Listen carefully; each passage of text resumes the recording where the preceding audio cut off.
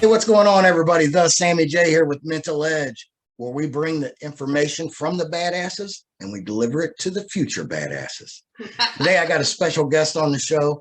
She is a financial mindset expert and so much more. But with no further ado, Angela Goodman, how are you today? I'm doing great, Sammy. Thanks for that introduction. No problem, no problem. So, man, I don't know. Just so everybody knows, she's been scheduled here for a couple weeks. Yeah. And that's 2 weeks of my life that I have stressed about. I want this woman on so bad because I know the nuggets that she's going to give out are going to help all of us so much. So, Angela, tell us a little bit about you and let's just hop into this bad boy. All right, sounds good. So, Angela Goodman, I am an entrepreneur. I spent many years in corporate America. I have worked with several small businesses and also individuals in helping develop their financial goals and around their mindset. In addition to, I run a couple of restaurants, so I have a lot of staff that I breathe that information into as well. And just kind of have extensive experience just trying to help people. That's my purpose here on this planet, on this side of the grass, is to help others. And so however I can do that, that's what I do. Yep, that is it. So I'm gonna go ahead and hop right in here. You get somebody that comes to you and they say, Angela, I am going to open a business. What do I need to do first? Well, the biggest thing in my mind that you got to do first is figure out why you want to open that business, why you're committed to that business, and how you plan to move forward when that commitment wanes. Because we all do it. Everybody is excited. They want to open a business. The days get hard. The money's not working out the way you had hoped. And then you feel like you have that despair that you just kind of want to give up. So it's about developing the understanding before you go into business about your mental toughness and how you're going to get through the hard days, and financially how you're going to get through hard days, because not every day is going to be easy. So what do you find that is per se the biggest obstacle people have in the financial part of it? Because I own 3 companies and I know exactly what you're talking about. Yeah. So what do people usually come to you and they say, Angela, I'm having problems with X this because of money? In most cases, people just haven't prepared for that worst case scenario, right? None of us have a crystal ball. None of us know what happens when we may be making a product, manufacturing a product or a service, and we issue all of our invoices out to our clientele and they don't pay us on time, right? And so then we've got a big cash flow problem because we have vendors who need money. We have people who need payroll. We have other expenses that have to get let out for the business. And then all of a sudden we've got no incoming money because our customers are not paying for whatever reason, whether they have their own issues or whatnot. So I see that a lot. I see an inverted cash flow situation a lot of times. And I see people who are doing the right things. They've got a great product, but for whatever reason, that cash flow is inverted. And so I work with them real close to try to help get them in the positive side of that cash flow. Do you feel like that as I'm hearing this, I hear the old thing, pay yourself first, pay yourself first. What do you believe about that? Should we pay ourselves first? I think it's a balance. I think it's honestly a balance, because you don't want to pay yourself to the detriment of the business.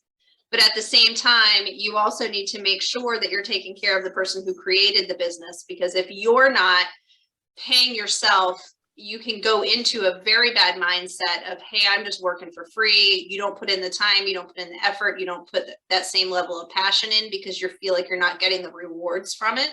So it is definitely a balance, because you don't want to be in a situation where you're putting the business at a disadvantage because you're paying yourself, and you're paying yourself over what your business can afford to pay you. So how do you help say business owners that, here, we'll take me as an example. So I do a job, say for $1,000, right? Mm-hmm. And I go, all right, well, ex-employee, he made $150 and the materials were $150. Job's done. I paid $300 out for all that, and that's great. Should I just keep the other $700? I mean, it's my money, it's my job. Well, it's your money, it's your job, but your business still needs that cash flow. So you move on to the next job that you take for another $1,000, and you've got material outlay before you can start that job. You need some of that cash from that $700 in order to buy those materials before you start that second job to get paid that second $1,000. So it's about understanding your cost basis for each component of the job you're doing, and then giving yourself enough cash flow to start that next job. Because there's going to be no guarantee unless you provide for a deposit from the client for all of the materials up front, right? Which a lot of labor businesses do, and there's nothing wrong with that whatsoever. But it is about having the foresight and the planning to make sure that you have accommodated all of your costs preceding that next job, that next product you're making, that next customer that is going to walk through the door. So yeah, say like in my industry, I do just that. I always get a down payment per se, or a draw. So I know I'm getting that next draw, so I'm going to go ahead and just keep all this 700. That's okay? Well, you see where I'm trying to guide you here? Yeah. I would say this. I would say it's not okay to keep all of that $700 if you want to ensure stability for your business in the future, right? So that $700, yes, it all belongs to you, but today you might have to use that $700 to make an investment on future work that you're going to be doing. So it's about determining how much the business can afford for you to keep out of that $700 so that you can have some money as an investment for future work. Gotcha. Now, do you, excuse me, would you give that same advice to, say, just a non-business owner, somebody that's just working on their finances and trying to save money in the household? And yeah, I have clients now that I work with just on a personal basis as well, not just for their businesses, to help them strategize their own financial health. So much of your financial health is actually tied to what you learned from your parents and what you learned from your environment growing up, and your mindset around finances and having money in your bank account and being prepared for the future oftentimes starts at a very young age because you learn it from the people you watch with their money, right? So on a personal level, the clients that I work with, I have clients who sometimes they're like, I have credit cards, I don't know where my money goes. I don't know what I'm spending my money on. So it's about having that self-awareness that they're not in tune with how they spend their money or what their outlays are, and sit down with them and have really hard conversations about, hey, you've got to be accountable to yourself for if you want to go on vacation, if you want to buy clothes, if you want to go out to eat, if you want to spend money on family members for holiday gifts, presents, whatever you want to do, you've got to prepare, plan, and be ready for that personally, just as much as you would if you were running your business off of something like that. So now, how do you see? I find this so fascinating because I'm going to be totally honest. I grew up in a poor household. Mm-hmm. Right. Very uneducated father, mom who had physical disabilities. And so we just financially, we were poor, you know. And while I have really struggled with exactly what you're saying for a lot of years, and I still consider myself to struggle with it. Where did that $100 go? You know, I don't even, like, it's just gone. Yeah. And there's nothing to show for it. You know, how do you help people get from not knowing to understanding? I actually sit down with clients and do the hard work right alongside them. So we break open their credit card statements, we break open their bank accounts, and we sit down and go through line item by line item what their expenses are and talk about each one and have a real detailed conversation. I've got folks who have an addiction, right? Every day they got to have their coffee. They go to Starbucks, they buy Starbucks, $5 a day. I said, okay. That's my wife. That $5 a day coffee, that $5 a day coffee times 365 days in the year. And I'm going to do the math on the calculator because it's not very pretty. It's $1,800 in a year for that cup of coffee that you bought at Starbucks. Right. So that speaks for itself with some people. You can sit down and have that conversation. Then you have some people who want the instant gratification of, I don't care, I just want my coffee. So then the discussion becomes, okay, well, you know, your coffee is going to cost you $1,800 a year. Here's how much money you need to take out of your income to allocate to make sure that you've got the money for that cup of coffee every day that you want to have.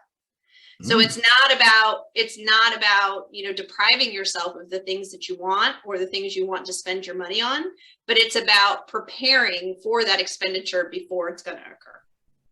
Oh, I like that.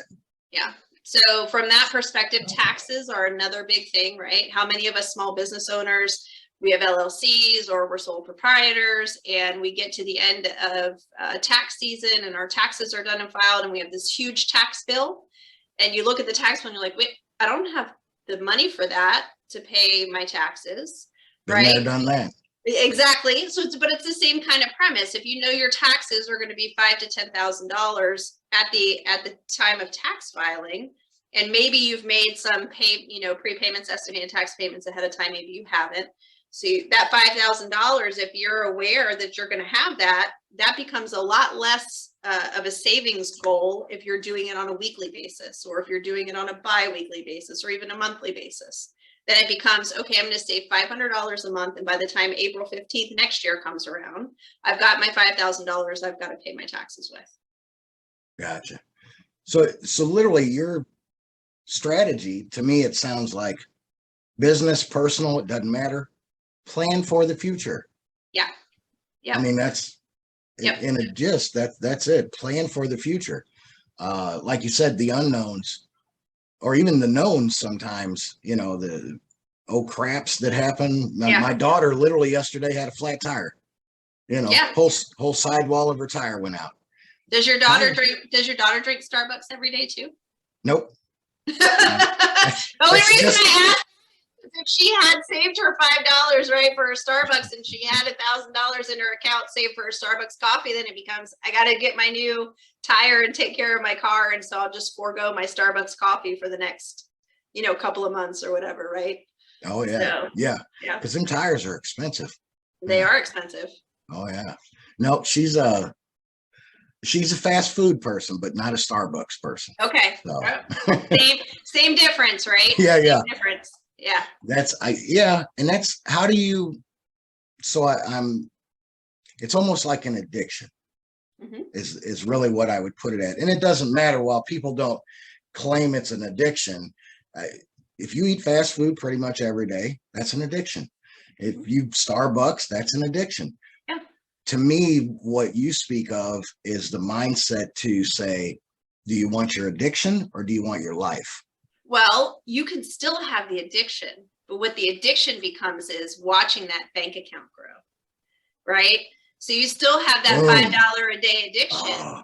You still have it, but the difference of having that $5 a day addiction, you're not consuming it, right? Instead, it's becoming every time you look at that bank account, you look at yourself, man, now I don't want to spend the money, right? I've got this money in the account. I've worked really hard to save it. Now I don't want to spend it. I have a client that has a service-based business, and I started working with him about a year ago. And he came to me and was having issues because he kept having to pull from his line of credit to cover his payroll. So his addiction was actually pulling from a line of credit to make his payroll, when in all honesty, his business had the money to cover payroll, but he wasn't allocating for it ahead of time. Mm-hmm. And so that took almost 8 months of breaking that habit of wanting to go back and forth with that line of credit and just saying, hey, look, don't touch it anymore. The money is there for payroll. And then once he realized that, now he's got a profit account that has money in it. And I told him, I said, you can take some of that if you want, and you can pay down that line of credit you've got. And he said, I don't want to spend any of that money. I've been saving that money for a year, So now he looks and he sees how big the bank account is. He's like, I don't want to spend any of that money. As long as I can allocate for it in my expenses, I'm good. I'm happy. And I'll just, continue to pay the little bit of interest it's going to cost me every month until it's paid off. So I'm going to invite everybody that's listening to this or watching it on YouTube, whatever you're doing right now, go back and re-listen to about the last 4 minutes, because that was awesome. You're literally trading one addiction for another. Yeah. But the other one serves you. Yep. And that's most of us in our young years were always taught checkbook accounting, right? Money goes into the checkbook, money goes out of the checkbook. Money goes into the checkbook, money goes out of the checkbook. There was never a focus of what can I do with that money, or can I put it somewhere and then also have money left over? It is essentially, it's essentially just the thought of the fact that you have it, and then you want to utilize it because you have it. So if you're pulling into one account, you're going to pull out of that account the same amount that's going in. It's just behavioral, right? Yeah. You sit down to eat your dinner at night, you have a plate full of food. Most people don't like to waste food, and they'll just eat it even if they're not hungry. It's the same kind of principle, right? So if you pull money apart and give it a purpose, then you're more likely to stick to utilizing it for that purpose than you are just to go out and spend it. If you've got an extra 25 bucks, okay, I'm going to go buy, I'm going to go buy something from Amazon with my 25 bucks. Bottom line, in our economy and in the world today, it is so easy to utilize your cell phone, right? And make purchases. And you never see that transaction. You don't feel how much that money actually cost you as far as the amount of effort of work you have to put in to buy that particular product. So you really have to work harder now than we did 10, 15 years ago before you could buy things so easily and get that instant gratification. Yeah, I have heard a lot of experts talk about the feeling of money, and yes, it is. It's becoming a lost form because now it's the feeling of a credit card or a debit card or no card, because like you said, everything's at your fingertips now. On your phone. From a mindset standpoint, how would you help people overcome that feeling? Because as you know, I do mindset stuff and I talk a lot about feelings, and it's not just the physical feeling, it's the mental feeling. And but that physical causes mental. Well, if it's not there, how do we account for that? One of the things that I like to do is equate things to a dollar value. So that hat that you've got on your head, $20 to $25 hat, right? How many hours did it take you to earn that hat, right? How many hours does it take you to earn that shirt on your back? How many hours? So instead of becoming directly tied to a monetary correlation, it's tied to how much labor did I have to put in to buy that, or to put it on my body, or to put it in my pocket, or to have whatever I have. Because to your point, there isn't really a tangible feel of money much anymore. I went back to utilizing cash mostly on my own. So when I go to the store, go anywhere except for maybe a gas station, I try to utilize cash so that I have that. I have to think about it twice before I take it out of my wallet, or I've limited myself on the amount of money that I can spend at any one time because I'm utilizing cash. But for the most part, people don't spend cash anymore. Ever. Yeah. And it's going back to what you just said. It's so funny because I have a story. I'm going to tell this story that literally helped change my mind and my perspective on the time versus money aspect. So, excuse me, years ago, I worked at a factory, and a friend of mine and his girlfriend worked there. We got off work on a Friday, excuse me, and they said, hey, let's go to the casino. Now, we hadn't cashed our checks yet. And I was like, what? I'm really not, I'm not a casino guy, blah, blah, blah. No, let's go to the casino. I said, all right, whatever, I'll go. We go, and they cashed their checks on the casino. I had $100. I'll never forget. I had $100 on me, so I didn't have to cash my check. And that was what I had allotted to lose that day, or win or spend or whatever. I will tell you right now, within an hour, both of them walked up to me. I was playing a game, walked up to me and said, hey man, can I borrow some money? And I was like, what?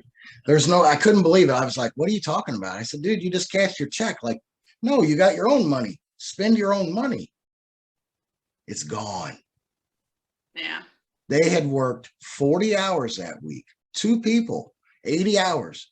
Wow. Now this, when I say a long time ago, this was probably the late 90s. So it's been a minute. And they had spent over $750 in less than an hour. Wow. 80 hours worth of work Wow. gone Wow. in less than an hour. And how did that make you feel? It opened my eyes up to that's the stupidest thing ever. Oh my God, why did you just waste all your time? You got no pleasure out of it. You got no food. You got literally nothing out of it. Mm-hmm. And now I'm sitting here listening to you going, holy crap, that's what, including myself, I know I still do that in small chunks, definitely not nothing like that, but but that's it. That's the chunk, whether it's spending your whole check in a half an hour or an hour, or spending tidbits of your check over, 5 minutes adds up, 10 minutes adds up. And so I love that way of thinking, just looking at it from a time aspect of how much time does it take us to earn? And well, the financial mindset is 100% tied to how much you value yourself, right? So I need a bomb button. Your financial mindset is tied to how much you value who you are as a human being and what your time is worth to yourself and the people that you love, right? So from that perspective, you have to think about every time you go to do something, whether you schedule your time, whether you're volunteering, whether you're working in your business, whether you're selling your services to another client, the number one most important thing to consider is how much do I value my time at? Because the only thing we can't get back in this life is time. Boom. It's the only thing we cannot get back in this life. So you have to equate your time with a value. And that value is directly tied to how you feel about yourself as a human being. So it's your self-worth. Yeah. So now, okay, and I hear this a lot in with my customers and clients and stuff is, well, I'm not worth it. They don't see no worth in themselves. Now, what I found is they base their worth off of a moment in time or a situation, not an actual basis of what I am worth. Yes. So I help people a lot of times overcome that, to find that worth in themselves. Now, as far as a financial worth, business wise, I ran into the same thing. I'll never forget. I went over, looked at a job, and it's funny, we were saying $1,000 earlier. Yeah. I got done. So I always write it on paper. I write it down, and I look. Now, this was very early in my business career, and I put my worth. I think a lot of times we put our worth of money on what we can afford, not what anybody else can afford. Right. And so I looked at this, and it was $1,000 to do this job. And I looked, and I was freaking out. I'm like, oh my God, this is a lot of money. Holy crap. There's no way she can pay for this. And I literally was putting myself in anxiety and holy crap, I can't breathe. And, but I said, okay, well, this is the number I came up with. I'm going to, boom, here we go. And so I showed it to her, and I said, hey, it's going to be $1,000. And it took me forever to even get it out because I was scared to even say it. Yeah. And this one word changed my life business wise. She said the word, and I went, I'll do it for $700. The word, changed my business life because I didn't know my value. Yeah. And when it was all said and done, of course she said, yeah, okay. $700. Yeah. Did the job after I paid for materials, labor, and all that fun stuff. I made $13. Yeah. For a day and a half's worth of work. Yeah. I made $13. And I said, oh my God, I'll never do that again. Yeah. And you know what the funny part about it is that if you think about that moment in your life and in time, that was 100% learned from where you came from. Because if somebody sat with you when you were 10, 12, 13, growing up, in that environment, to you, $1,000 was like a ton of money, right? At that age. Yeah. And so your moment with her that day was 100% tied to where you came from as opposed to where you were with her.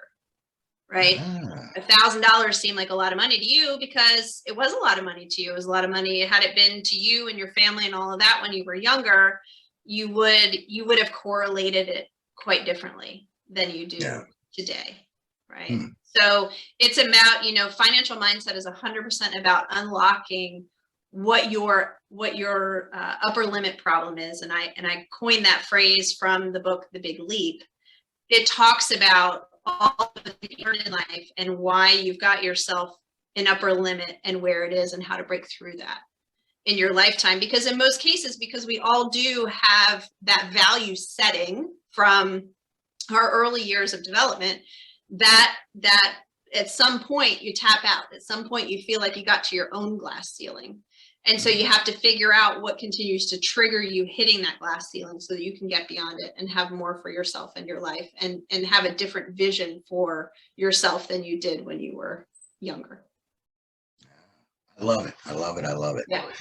That is so cool. So what would be, give us 3 just big tips of how to help us, whether it's with our financial mindset or just finances, or 3 suggestions, just, I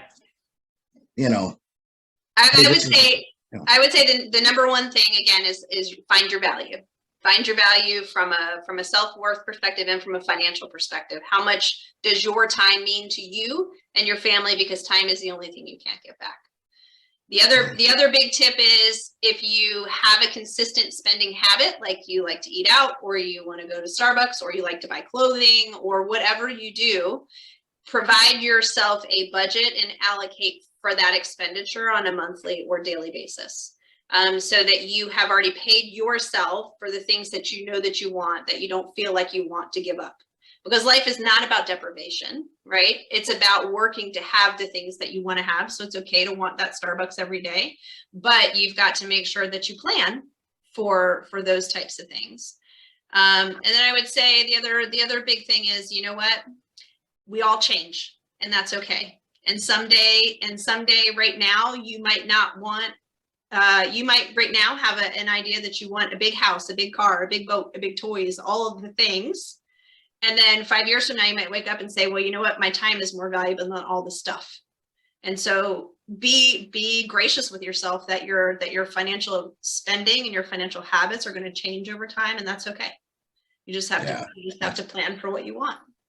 I really love the way you just put that, is as you get older, you figure out that time really it's more valuable, way more value. And I know, like, I'll be 48 this year.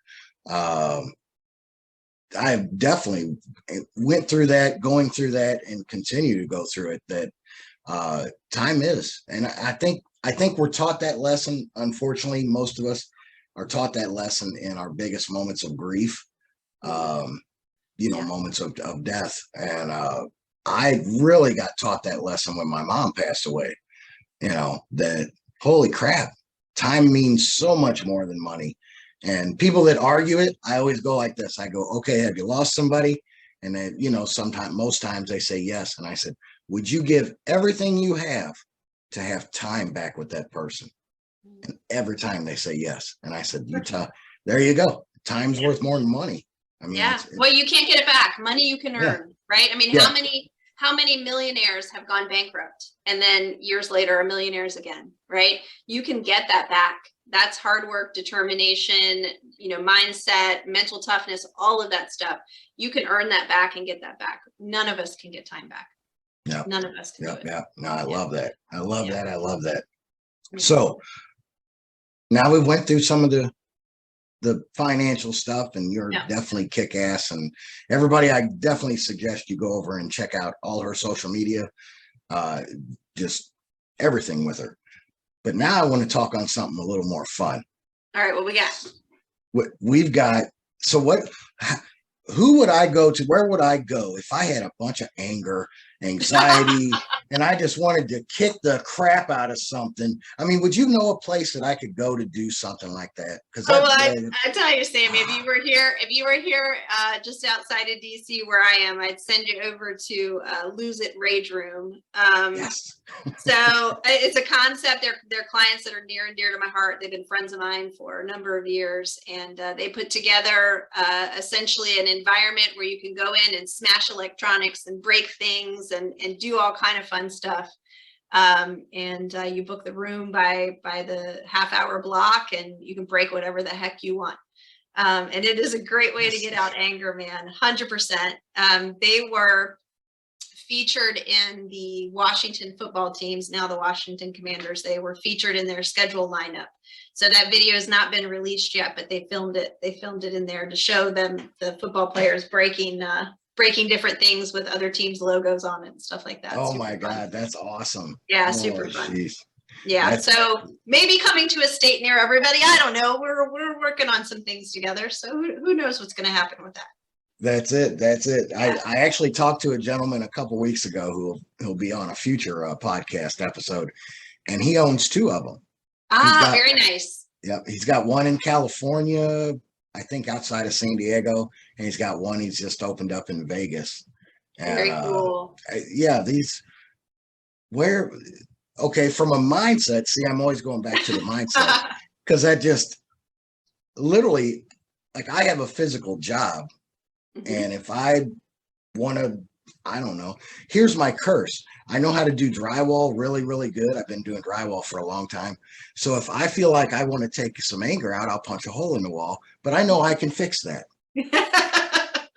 I haven't done that in a long, long time, because now as you get older, also you get more painful, and that hurts. And I don't like to do that, and it really doesn't solve anything.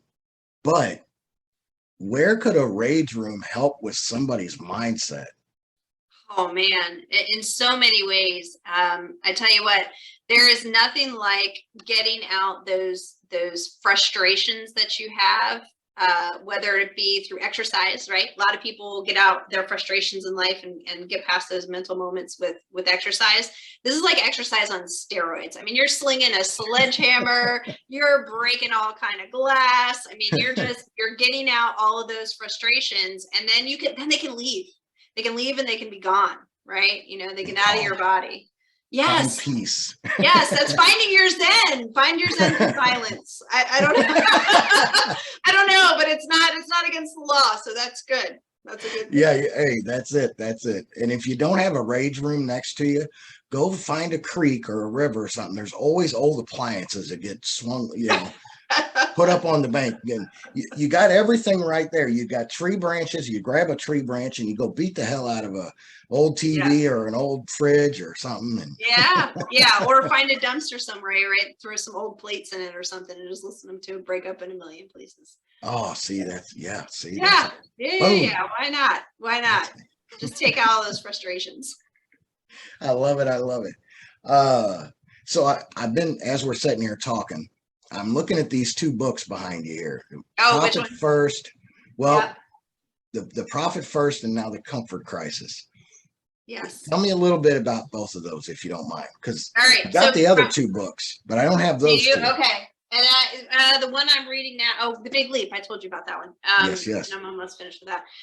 So Profit First is kind of all the things that we just talked about. So Mike Michalowicz, who's a great guy, he owned a technology company, sold it for lots of millions of dollars, thought he was gonna essentially recreate that by helping other people invest in their businesses and whatnot. And he ended up going broke. Oh. And he sold a company, but he sold a company that wasn't profitable for a lot of money. And so he thought he could recreate that. He was a big business guy, thought he could recreate it. So over that course of those years and all of that happening to him, he realized, you know what, my company wasn't really that great. And I really got lucky that I sold it for all that money.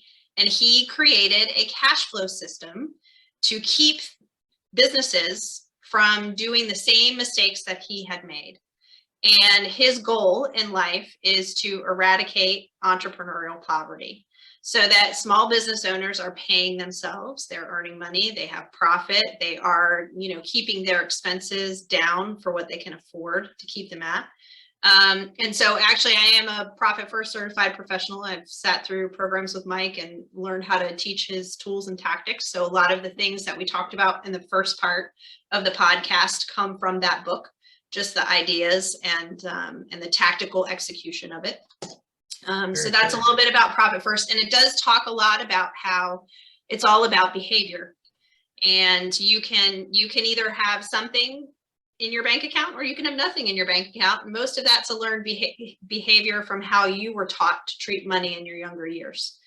So that's a great book for mindset plus tactical execution financially. So would that be a book you'd recommend to not just business owners, but just personal yeah, people? all the above. So the book does focus on how to operate your business in that manner, but it does spend 3 or 4 chapters going through how to apply it to your personal expenses.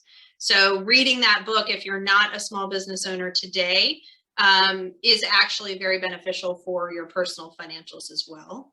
So it is a great book either way, to sit down and have a read through. So, there we go. Yeah. What about the comfort crisis? Oh, the comfort crisis, man. I just love that book. I read that book at a time in my life where I'm always on, right? I've got a lot of different clients. I have my own restaurant businesses I run. I've got 2 kids. I have 2 cats, 3 dogs. My life is crazy. I have a lot of craziness in my life. And I spend a lot of time on my phone and my computer and my iPad and everything else. The comfort crisis talks about how we've all gotten used to the comforts of being able to buy and have things delivered to us, the comforts of being able to look information up at a moment's notice, the comforts of being able to go to Starbucks and buy a coffee, not have to worry about where our food is coming from and food supply and all of those things.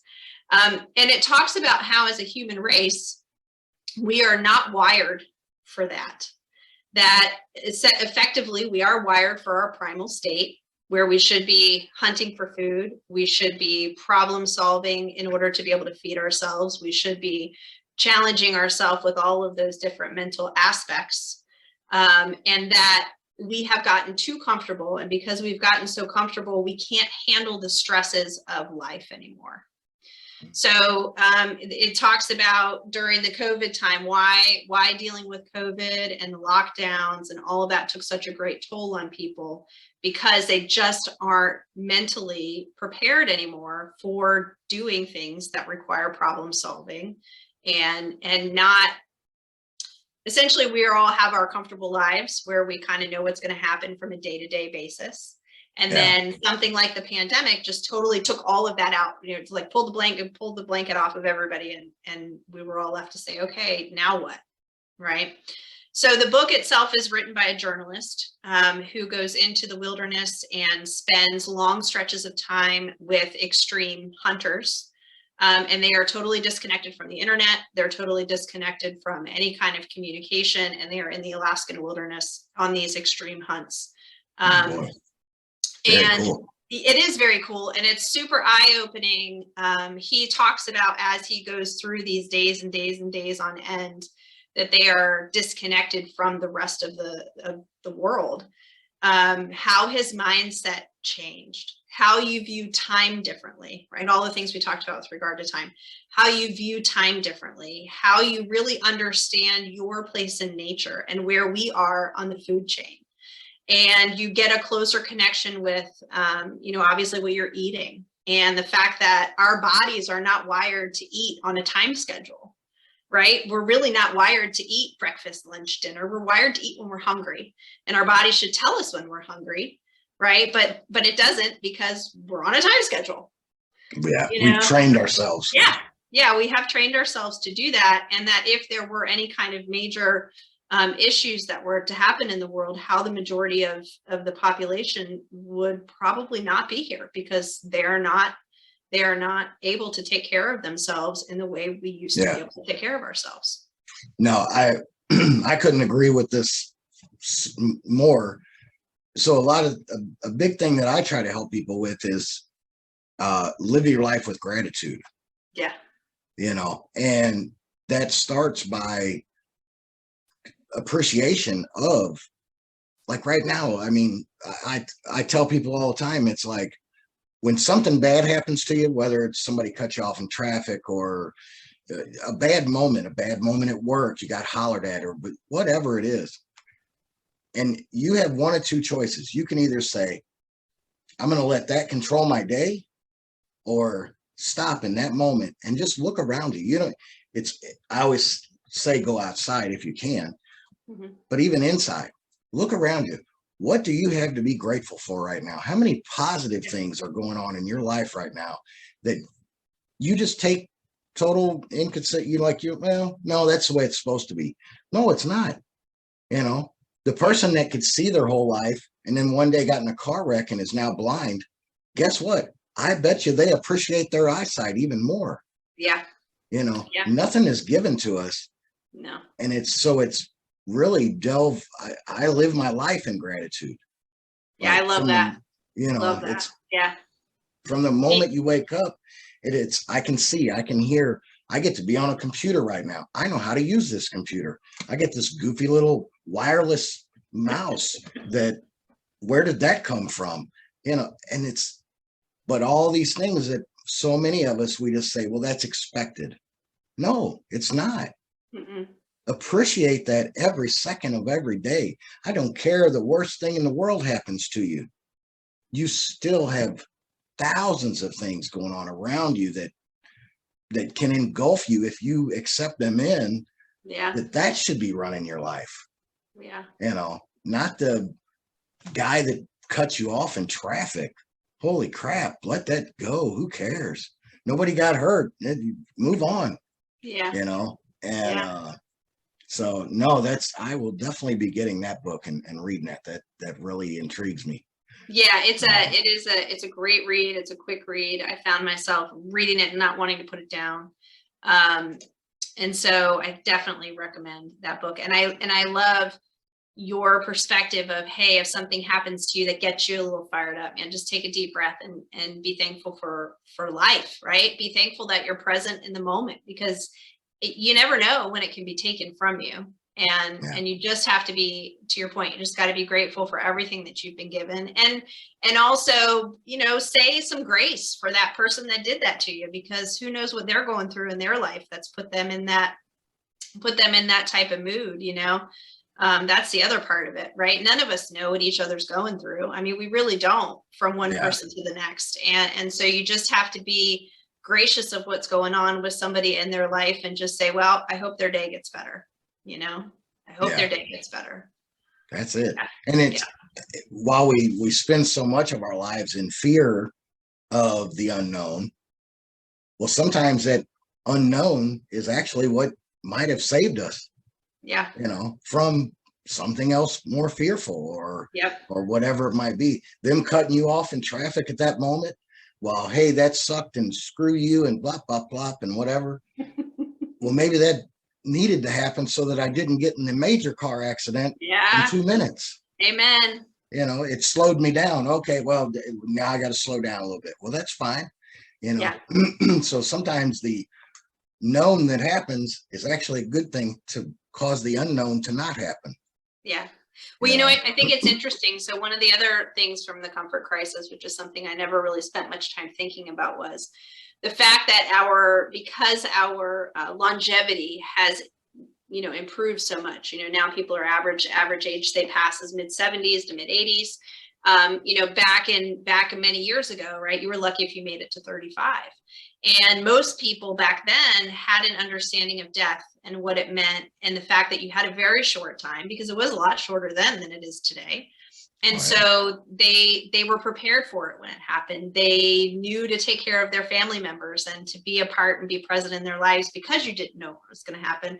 And so the book actually has a couple of chapters that deal pretty significantly with understanding what death looks like to you and how you deal with that as a person, so that you're prepared for it when your time does come, so that you can be present and grateful and give the most you can possibly give to the people around you before it's your time.